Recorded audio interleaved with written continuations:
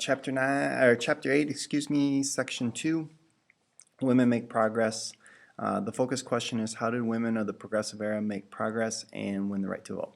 So one of the first objectives is to analyze the impact of changes in women's education on women's roles in society.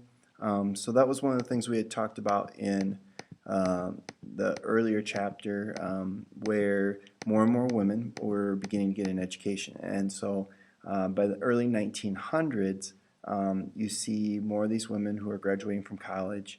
More of these women are living in middle-class homes, and they are looking to expand their role to be more than just housewives. And that education had not only prepared them, but expanded their horizons. They had a whole different view of the world and what they expected of things.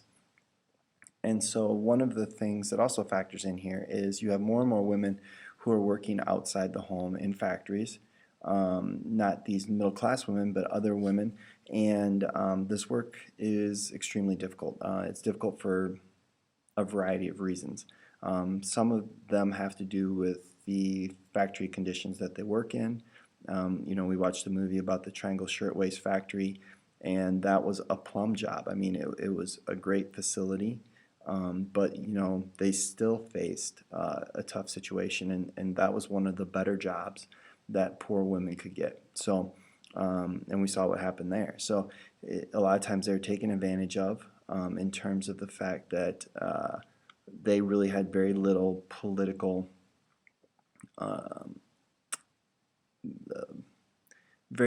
power or social power or economic power, and so because of that, they have little to no ability to change their circumstances.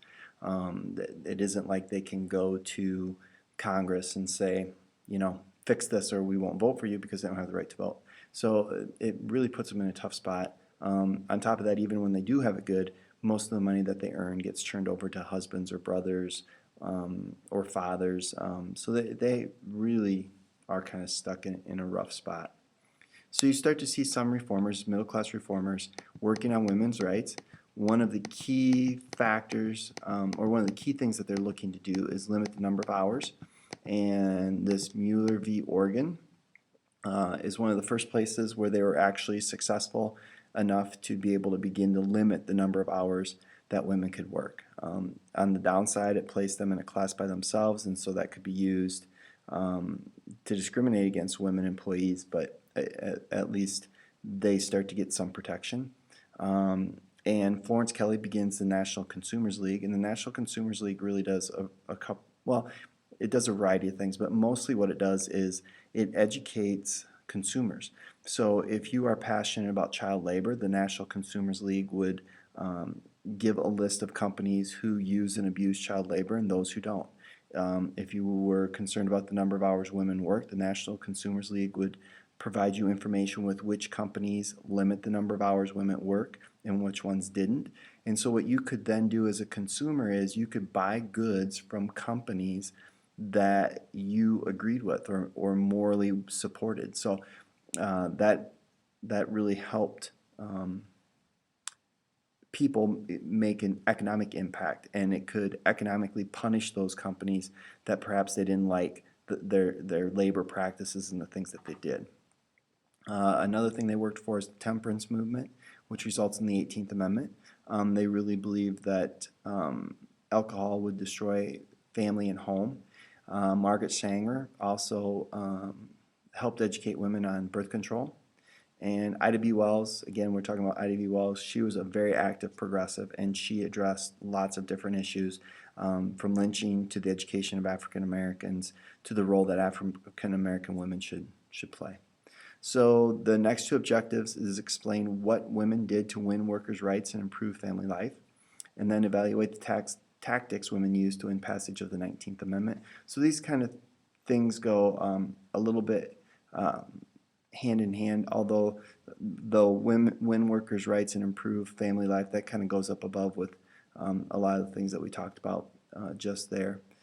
For evaluating the tactics, suffrage is the key thing, getting the right to vote, and they say these political issues reach inside the homes. In other words, it doesn't just stop at the doorway.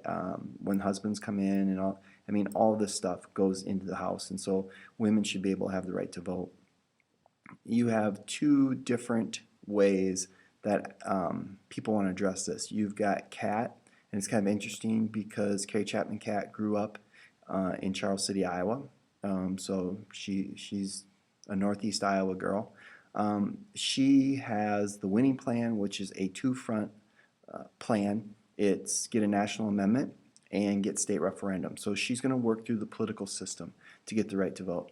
Her society plan is to recruit women of all walks of life, from all different social classes, all different ethnic groups, to become suffragettes and to push this. And this is going to probably be a bit of a long process. So she's going to work within the political system to change the political system. And it's important to note that some people oppose suffrage mostly because they believe that it was going to take women's attention away from the family and the home, and that once women were going to given the right to vote, the family was going to disintegrate, I guess. Now, just like with the African Americans, there's a bit of a split in the movement because there's some people, like the activists like Alice Paul, who wants to be more daring, wants to use public protest, wants to use marches, a little bit like W.E. Du Bois. They want to agitate. And so they're going to march in front of the White House, they're going to protest, they're going to get thrown in jail, they're going to try and embarrass American politicians when foreign diplomats come over. And so they're really kind of a more in-your-face, more aggressive, more assertive type. But eventually, both of these methods are going to get women the right to vote. The 19th Amendment, support of the war, is really one of the things that pushes them over the top. They do everything they possibly can to help win the war effort, and Wilson's able to use that to make a pretty good moral argument to the American people that, you know what, it's probably time to let women vote.